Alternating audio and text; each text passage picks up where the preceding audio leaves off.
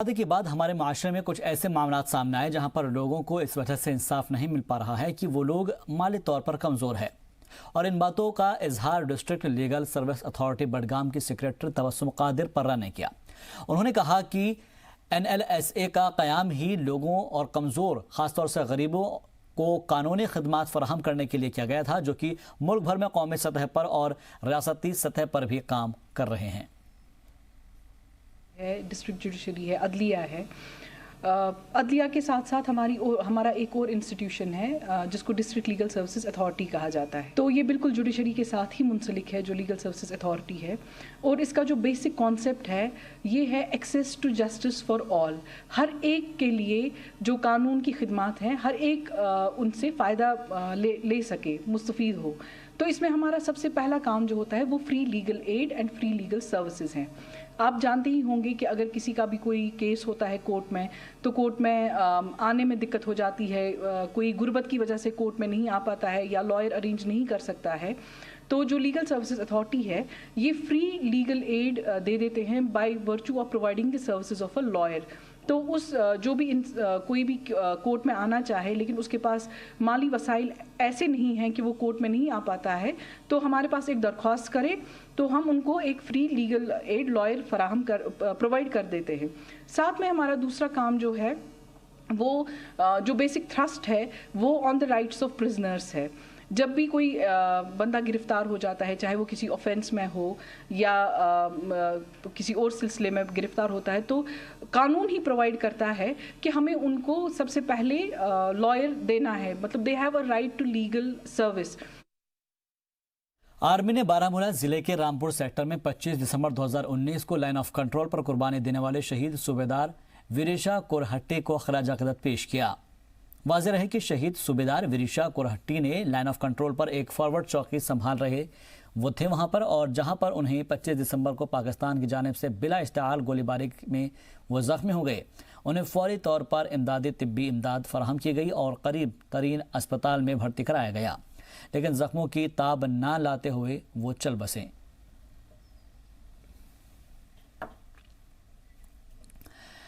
कश्मीर में दहशतगर्दों से लोहा लेते वक्त 20 साल पहले शहीद हुए स्टेट पुलिस के DSP घनश्याम खजूरिया को खराज अक़ीदत पेश किया गया। इस मौके पर SSP राजौरी, युगल मनहास, पुलिस अफसरान, कल्लर गांव के लोग मौजूद रहे। SSP के साथ साथ पुलिस के दीगर अफसरान ने कल्लर चौक में शहीद घनश्याम खजूरिया स्मारक पर फूल चढ़ाया और फूल चढ़ाने के बाद खराज अक़ीदत पेश किया। SSP राजौरी युगल मनहास ने कहा कि DSP घनश्याम खजूरिया जांबाज अफसर थे। कश्मीर में दहशतगर्दों के सफाए में उन्होंने अहम किरदार अदा किया था और इस दौर में दहशतगर्द DSP खजूरिया के नाम से खौफ से ही भाग जाया करते थे। इस इलाके की शान शहीद DSP घनश्याम की आज पुण्यतिथि है और आज उनके नाम पे एक यहाँ पे सोसाइटी भी तश्कील की गई है। उसकी तरफ से ये प्रोग्राम ऑर्गेनाइज़ किया जाता है हर साल की तरह इस साल भी सभी यहाँ के जितने भी निवासी हैं, रजौरी के आने वाले, यहाँ और भी जितने प्रोमिनेंट सिटीजन्स हैं, पुलिस वाले, सभी आके उनको श्रद्धांजलि देते हैं। और ये उनकी शहादत जो है वो हमें प्रेरणा देती है कि हमें जो ड्यूटी है वो अपनी जो लाइफ से आगे है और इस देश की रक्षा के लिए हमारा हर जवान, हमारा हर ऑफिसर जो है वो किसी भी अपनी जान की कीमत भी देकर इसकी सलामती के लिए तैयार है। कैपेक्स स्कीम के तहत ठाठरी के चिल्ला सब डिवीज़न के पुनेजा ब्लॉक में किसानों के लिए ट्रेनिंग प्रोग्राम का इनेकाद किया गया, जिसमें ख़वातीन के साथ साथ इलाके के किसानों ने भी शिरकत की। ठाठरी के sub division agriculture officer Shami कोतवाल ने किसान कम्युनिटी से गुजारिश की है कि डिपार्टमेंट की शुरू की गई अहम स्कीमों का फ़ायदा उठाएँ।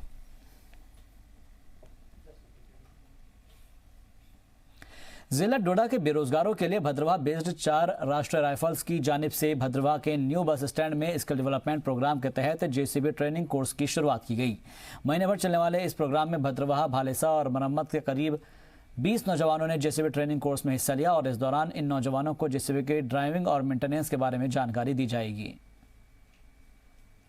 तो इसी में हमने एक सर्वे किया था। सर्वे में देखा गया है कि यहाँ पे आजकल JCB के ड्राइवर नहीं मिलते। काफी कोई पंजाब से आ रहे हैं, कोई नीचे जम्मू से आ रहे हैं, काफी कॉन्ट्रैक्टर हैं हमारे साथ जुड़े हुए हैं। उन्होंने बोला जी हमारे को बड़ी दिक्कत आती है काफ़ी डेवलपमेंट हो रही है एरिया में।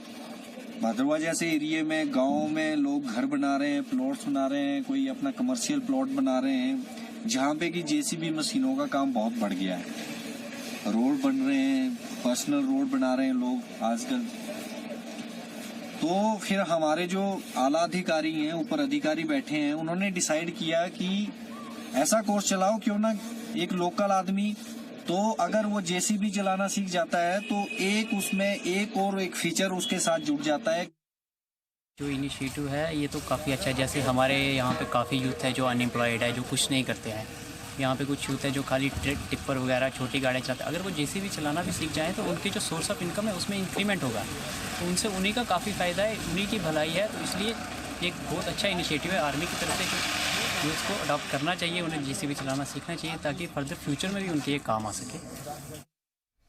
बढ़ती हुई बेरोजगारी पर काबू पाने के लिए मरकजी माविनत वाली scheme skill development India programme के तहत हाल ही में पोस्ट ग्रेजुएट बेरोजगार नौजवानों के लिए चंद शॉर्ट टर्म कोर्सेज का जिला में इफ्तिताह किया गया है। और इसके तहत न सिर्फ पोस्ट ग्रेजुएट के लिए बल्कि इसे भी आला तालीम याफ्ता नौजवान भी इस तरीके के कोर्सेज में बढ़ चढ़कर हिस्सा ले रहे हैं। दरअसल वक्त के साथ साथ इन नौजवानों को इस बात का भी एहसास हो रहा है कि मौजूदा दौर में सरकारी नौकरी हासिल करना कितना मुश्किल है, जिसकी वजह से स्किल या फिर हुनर का होना बेहद ज़रूरी है। बांदीपुरा के इंडस्ट्रीज इंस्टीट्यूट में आला तालीम याफ्ता लड़के और लड़कियों को मुफ्त में तरबियत दी जा रही है ताकि तरबियत हासिल करने के बाद ये रोज़गार देने के लिए अहल हो जाए और दूसरों के लिए रोज़गार के वसाइल पैदा कर सके। इन शॉर्ट टर्म कोर्सेज में mobile, computer, TV, washing machine, refrigerator वगैरह। ज़िले में पोस्ट ग्रेजुएट की तादाद 6,500 है, जबकि ग्रेजुएट की तकरीबन 14,000 है, जिनमें लड़कियों की भी काफ़ी अच्छी खासी तादाद है। ट्रेनिंग हासिल कर रहे नौजवानों ने मरकज़ी हुकूमत और ज़िला इंतज़ामिया का शुक्रिया अदा किया। यहाँ पे ITI बांडीपुरा ने ये नोटिफिकेशन निकाली थी, इसी के तहत मैं यहाँ पे आया और मैंने मैकेनिकल इलेक्ट्रॉनिक्स ज्वाइन किया। तो मुझे लगा कि कश्मीर में बहुत सारी अनएम्प्लॉयमेंट बढ़ी है, ताकि मैं स्किल प्रोवाइडर मैं जॉब प्रोवाइडर बनूँ, ना कि जॉब सीकर बनूँ। एक सिंपल सी एग्जांपल है, कश्मीर यूनिवर्सिटी ने जॉब नोटिफिकेशन निकाले है, उसमें 22 पोस्ट उसमें से 70,000 लोगों ने अप्लाई किया है। इससे पता चलता है कि हमारे कश्मीर में कितने अनएम्प्लॉयड यूथ बैठे हैं घर में। लेकिन कोई एक आम इंसान सोचता है कि शायद उन्होंने अच्छी तरीके से पढ़ाई नहीं की होती, लेकिन उनको ये पता नहीं होता कि कश्मीर में कितना कंपटीशन है। जो यहाँ पे ITI बांडीपुरा ने ये नोटिफिकेशन निकाली थी, इसी के तहत मैं यहाँ पे आया और मैंने मैकेनिकल इलेक्ट्रॉनिक्स ज्वाइन किया। तो मुझे लगा कि कश्मीर में बहुत सारी अनएम्प्लॉयमेंट बढ़ी है, ताकि मैं स्किल प्रोवाइडर मैं जॉब प्रोवाइडर बनूँ, ना कि जॉब सीकर बनूँ।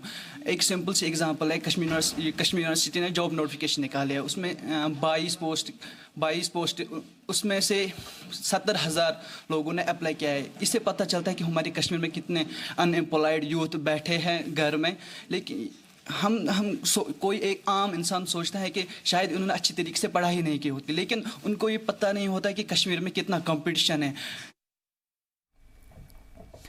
चलिए बढ़ते आगे। बड़गाम के district development commissioner Tariq Hussain Gani की सदारत में एक जायज़ा मीटिंग मुनाकिद की गई और इस दौरान DDC ने फूड, सिविल सप्लाईज और कंज्यूमर अफेयर्स डिपार्टमेंट का जायज़ा लिया। DDC ने मुताल्लिका अफसरान को हिदायत दी कि खाने पीने की ज़रूरी चीज़ों का जल्द से जल्द बंदोबस्त किया जाए और ज़िले में मौजूद सभी डिपो और अनाज फेयर प्राइस शॉप्स को अनाज मुहैया कराया जाए ताकि लोगों को मज़ीद परेशानियों का सामना न करना पड़े।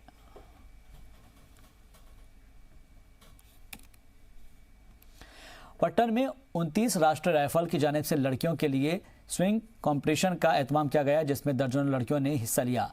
वहीं हिस्सा लेने वाले लड़कियों में इनामात भी तकसीम किए गए। ताहम ITI के सुप्रिटेंडेंट ने इस तरह के मुकाबले मुनक्किद कराने पर आर्मी का शुक्रिया अदा किया।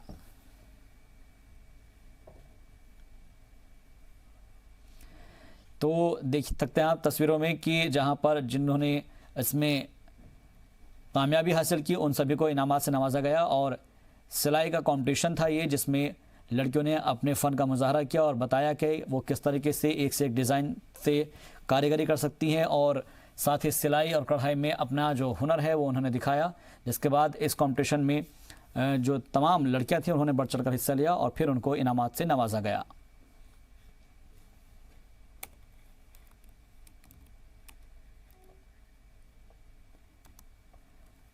तो इन तस्वीरों में भी आप देख सकते हैं कि सिलाई मशीन से ये किस तरीके का बेहतरीन नमूना बनाया गया है और बताया गया है कि वो किस तरीके से आगे बढ़ना चाहती हैं। और यही वजह है कि जो लड़कियां हैं वो इन सब चीज़ों को लेकर बेहद संजीदा हैं और उन्होंने इस तरह के प्रोग्राम में हिस्सा लिया। ख़ासतौर पर जो फ़ौज है उनकी जानिब से जब इस प्रोग्राम को मुनाकिद कराया गया तो उन्होंने फ़ौज का शुक्रिया भी अदा किया।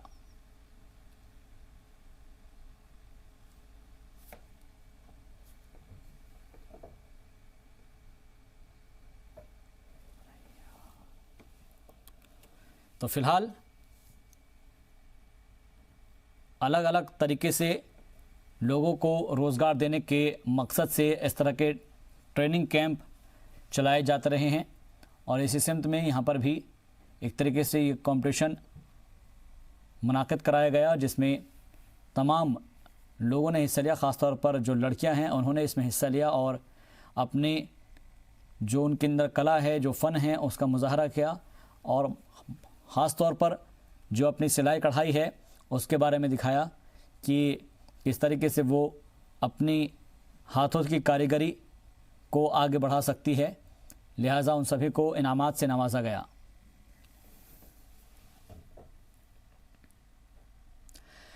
पुंछ ज़िले में भारी सर्दी की वजह से स्कूलों का समय बदल दिया गया है, यानी कि उसका जो वक्त है उसमें तब्दीली आ गई है और इस मरतबा कई दहाइयों बाद भी जम्मू कश्मीर के अन्य हिस्सों में भी पुंछ ज़िले में भारी सर्दी पड़ रही है, जिसके सबब सुबह के वक्त लोगों को घरों से बाहर निकलना भी मुश्किल हो रहा है।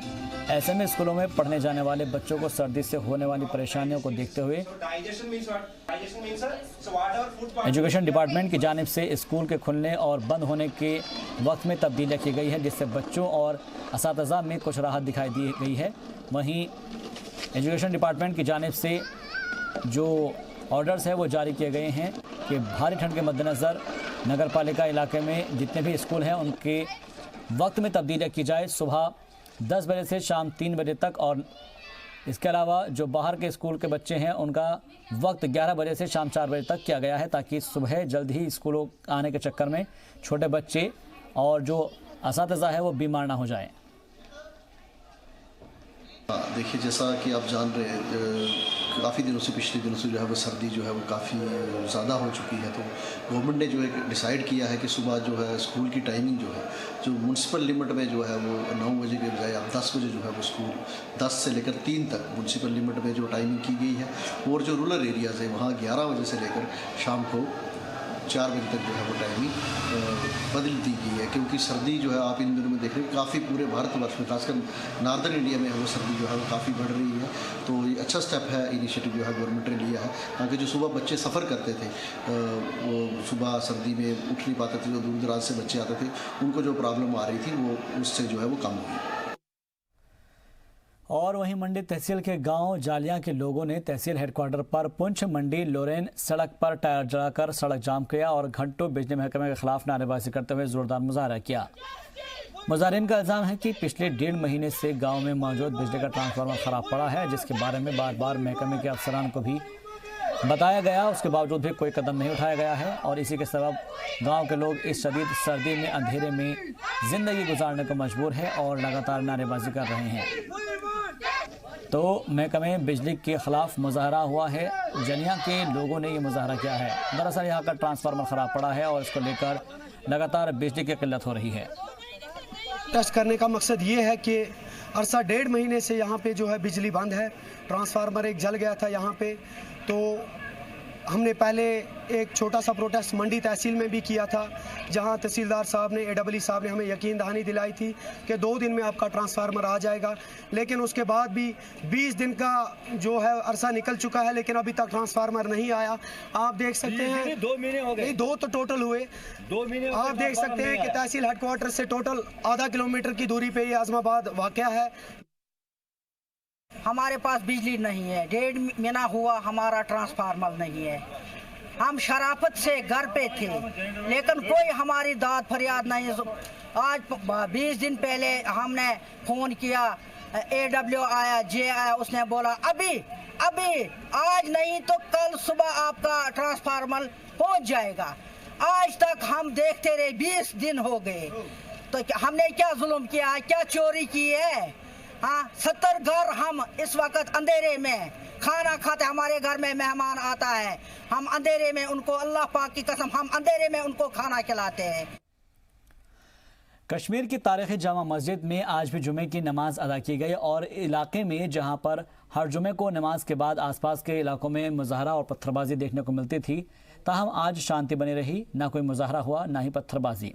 नमाज के बाद इलाके में रोज़ मर्रा की तरह कामकाज लोगों ने शुरू किया और इस बात की अगर हम तस्दीक करें तो इस इलाके के अंदर आर्टिकल 370 हटने के बाद जामा मस्जिद के आसपास आए दिन सिक्योरिटी फोर्सेस को मुजाहरों और पत्थरबाजी से निमटना पड़ता था। खास करके जुमे के दिन इस जगह पर शदीद पत्थरबाजी हुआ करती थी, लेकिन आर्टिकल 370 हटने के बाद जब से जामिया मस्जिद में नमाज अदा होने लगी है तब से ये इलाका अमन पसंद हो रहा है और इस जगह पर किसी भी तरीके का नाखुशगवार वाक़े की कोई खबर, कोई इत्तला नहीं है।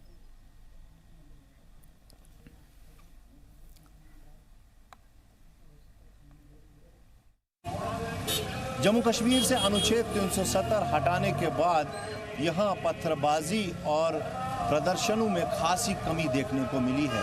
इस वक्त जहाँ पर हम खड़े हैं वो कश्मीर घाटी की ऐतिहासिक जामा मस्जिद है। इस वक्त जुम्मा की नमाज यहाँ पर हो रही है और अक्सर देखा जाता था जब जुम्मा की नमाज होती थी तो यहाँ पर पत्थरबाजी और प्रदर्शन देखने को मिलते थे।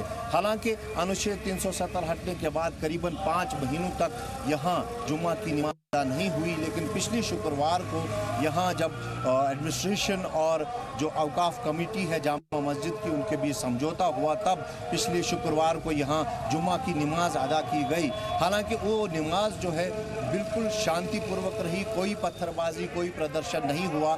आज जुम्मा के दिन भी यहाँ आप देख सकते हैं कि यातायात चल रहा है, दुकानें खुली है और मस्जिद में जो जुम्मा का खुतबा है वो दिया जा रहा है।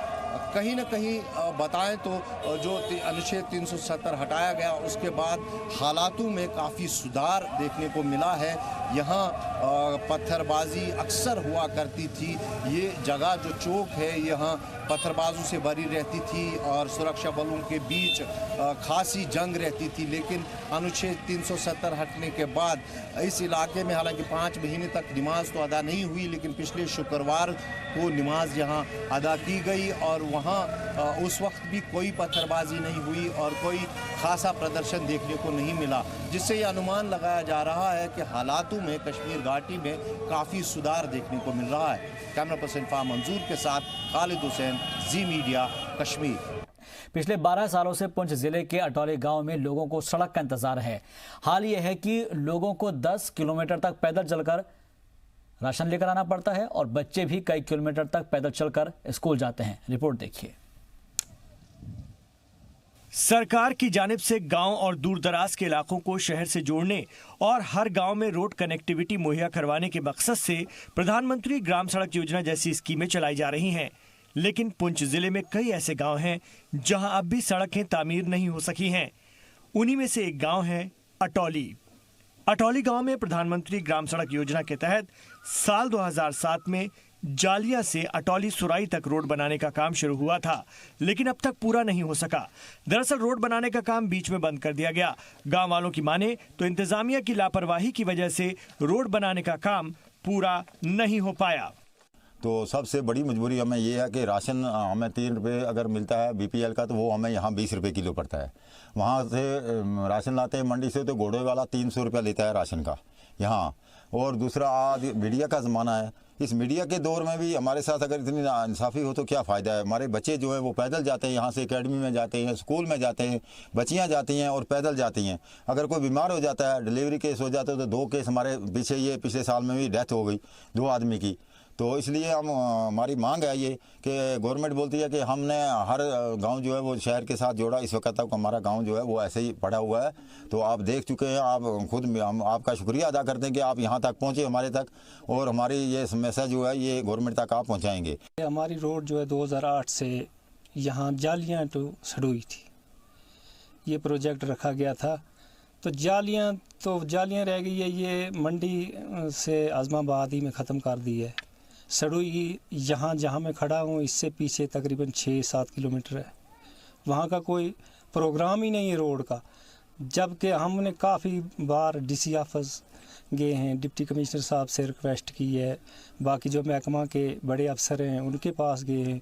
आज तक बैक टू विलेज आए हैं, 2 बार प्रोग्राम हुआ है, उनके साथ रिक्वेस्ट की है, कोई भी आज तक हमारी बात जो है वो सुनवाई नहीं हुई है। 2007 में इस रोड का काम जो है PMGSY ने शुरू किया था, तो आज तक जनाब वाला 2007-8 से लेकर 2019 भी गुजर चुका, 2020 अब शुरू होने वाला है। अभी तक जनाब रोड के ना डंगे लगे हैं, ना रोड मुकम्मल हुई है, ना ब्लैक टॉप किया है। यही हमें बार बार जो है महकमा कह रहा है आज ये डंगा देंगे, कल वो डंगा देंगे, कल पीछे वो करेंगे, आगे ये करेंगे, लेकिन आज तक जो है ये बूढ़े, आप देख रहे हैं इन लोगों को, ये लोग बूढ़े जो हैं 100 साल के 80 साल के जो है मंडी 10 किलोमीटर चल के जाते हैं। और मंडी चल कर इस वक्त जनाब आपको पता ही है कि इस दौर में भी अगर ये हमारी हालत ना बदले तो फिर कब बदलेगी। हमारे बच्चे जो है यहाँ से पढ़ने के लिए जो मंडी 10 किलोमीटर जाना पड़ता है। हमें इस रोड की न होने की वजह से जो डिपो जो है हमारा गले का वो इस वक्त 10 किलोमीटर दूर है, अस्पताल जो है हमसे 10 किलोमीटर दूर है, और तहसील मंडी कम्प्लेक्स जो है 10 किलोमीटर दूर है। जबकि अधूरे सड़क की वजह से इलाके के लोगों को काफी परेशानी उठानी पड़ रही है। गांव वालों को 10-10 किलोमीटर पैदल चलकर रोजमर्रा की जरूरतें पूरी करनी पड़ रही हैं। हालात ऐसे हैं कि अगर कोई बीमार हो जाए तो मीलों पैदल चलकर चारपाई पर उठाकर अस्पताल पहुंचाना पड़ता है। गांव के बच्चे भी पैदल चलकर स्कूल जाते हैं। गांव के बुजुर्ग 80 साल के अब्दुल हमीद को भी सड़क बनने का इंतजार सालों से है। अब्दुल बताते हैं कि जब गांव में सड़क बनाने का काम शुरू हुआ तो वो काफी खुश हुए। उन्होंने सोचा कि सालों से गाड़ी में बैठकर शहर जाने की उनकी ख्वाहिश अब पूरी होगी, लेकिन सड़क बनाने का काम क्या रुका, उनकी ख्वाहिश भी ख्वाहिश बनकर रह गई। अब अब्दुल हमीद की उम्मीद जवाब देने लगी है और ख्वाहिशों की जगह आंखों में मायूसी है। जनाब, मैं भी चाहता हूँ कि अतौली का रहने वाला हूँ, तो हमें बहुत शौक थी कि सड़क लगेगी, तो वो भी नहीं लगी। और फ़ायदा होता है जनाब सड़क का, तो हम देखते रहे, खुशी हासिल हुई कि ये सड़क लग रही है, तो ये हम जाएंगे आएंगे, हमारे बच्चे जाएंगे, तो वो भी आज 10 साल हो गए, वो भी नहीं लगी।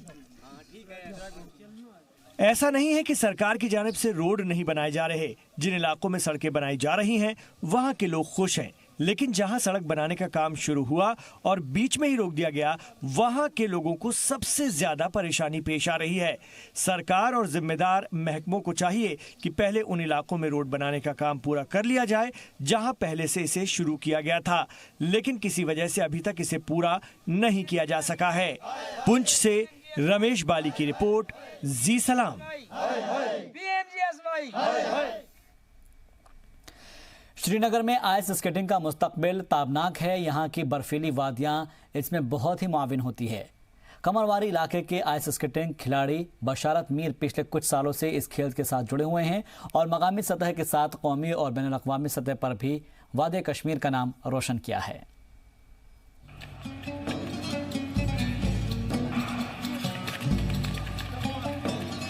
श्रीनगर के कमरवारी इलाके में रहने वाले नौजवान आइस स्केटिंग खिलाड़ी बशारत मीर पिछले कुछ सालों से इस खेल के साथ जुड़े हुए हैं। बशारत मीर ने न सिर्फ मकामी सतह पर बल्कि कौमी और बैनुल अक़वामी सतह पर भी कश्मीर वादी का नाम रोशन किया है। जिंदगी के मुख्तलिफ नशीबो फराज से गुजर कर बशारत मीर को इस ऊंचाई तक पहुंचाने में उनकी वालिदा का अहम रोल रहा है।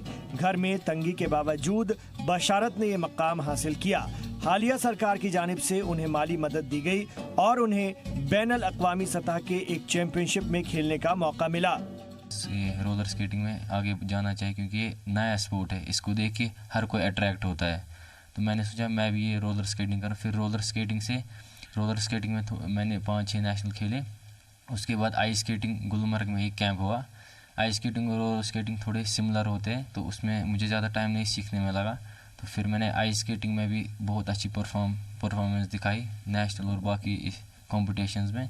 तो फिर मैंने दिल्ली में ट्रायल दिए थे, ये जो मई में हुए थे, तो मई में जब ट्रायल हुए थे तो आई वॉज वेरी लकी कि मैं सिलेक्ट हो गया था। पॉइंट रेस में एक मेडल भी लाया इंडिया टीम ने, और जिसमें मेरा कंट्रीब्यूशन भी था। मेरा पहला इंटरनेशनल था और पहला मेडल भी आया। बशारत मीर को आइस स्केटिंग खेलने का अच्छा खासा तजुर्बा है। उनका ये भी कहना है कि गुलमर्ग जैसी कुदरती जगह आइस स्कीइंग के लिए बेहतर है। बशारत के कई ख्वाब हैं जिन्हें वो पूरा करना चाहते हैं, वहीं उन्हें सरकार से मजीद उम्मीदें हैं। बशारत मीर को कई तरह के मेडल्स और ट्रॉफी और एजाज़ात से नवाजा गया है। 3 महीने पहले यूरोप गया था, बेलारूस एक कंट्री है यूरोप में, वहाँ गया था मिन्स्क में। वहाँ वर्ल्ड के सारी टीम आई थी, बहुत सारी जो फॉरेन कंट्रीज है वहाँ से आई थी टीम। तो वहाँ जाके मैंने देखा कि हमें अभी बहुत आगे जाना है। यहाँ जो हमारी टीम है बहुत कुछ सीखने को भी मिला और हमने पॉइंट रेस में एक मेडल भी लाया इंडिया टीम ने, और जिसमें मेरा कंट्रीब्यूशन भी था। बशारत की बहन अपने भाई के खेल से मुतमईन है। उनका कहना है कि कश्मीर में लड़कियों में भी कई तरह की सलाहियतें मौजूद हैं और वो खुद मार्शल आर्ट सीख रही हैं। मुझे अपने भाई पे बहुत फ़ख्र है कि ये इतना सब कुछ कर रहा है, तो आगे भी मैं सोच रही हूँ कि सब बच्चों को ऐसा मौका मिले कि हर कोई पेरेंट हर कोई बच्चे को सपोर्ट करे इसके लिए। यहाँ तो बहुत अच्छा है, फिर अपनी तक कितनी मेहनत कौन करता है। अभी मैं सोच रही थी मैं कि वुशु खेलूं। वहीं बशारत के वालिदैन खासतौर पर उनकी मां अपने बेटे की सरकर्दगी से बेहद खुश हैं। बशारत मीर की मां ने जम्मू कश्मीर स्पोर्ट्स एसोसिएशन को अपने बेटे की मदद के लिए अपील की है ताकि वो मुल्क के बाहर होने वाली चैंपियनशिप में हिस्सा ले सकें। मैं सारे बच्चों से यही कहना हर पेरेंट्स से यही कहना चाहती हूँ कि अपने बच्चे को भी जितना भी हो सके सपोर्ट करना चाहिए। ये नहीं ज़बरदस्ती कि नहीं ये ऐसा करो वैसा करो, अपनी ही मनमानी माँ बाप बच्चों पर चलाएं, वो गलत बात है। कि यहाँ के बच्चों को एक्चुअली यहाँ की गवर्नमेंट ज़्यादा सपोर्ट नहीं करती है ऐसे बच्चों को, लेकिन टैलेंट यहाँ के हर एक बच्चे में है। ये जो मेरा बेटा है जिस फैमिली से ये है, हम गवर्नमेंट मुलाजिम नहीं है, कोई डॉक्टर या इंजीनियर के लिए बहुत आसान होता है ये बच्चे को सपोर्ट करना, लेकिन एक बिजनेसमैन को सब अपने बच्चे को सपोर्ट करना बहुत ही मुश्किल होता है। वो किस तरह करता है वो ही जानता है। हम फिर भी हम गवर्नमेंट से यही अपील करते हैं कि जितना भी हो सके ऐसे बच्चों को आगे बढ़ाने के लिए सपोर्ट करें। हुकूमत को नौजवान आइस स्केटिंग खिलाड़ी बशारत मीर की मदद करनी चाहिए ताकि मुल्क को एक होनहार खिलाड़ी मिल सके और मुल्क और कौम का नाम रोशन हो सके। जी मीडिया के लिए श्रीनगर से फारूक वानी की रिपोर्ट।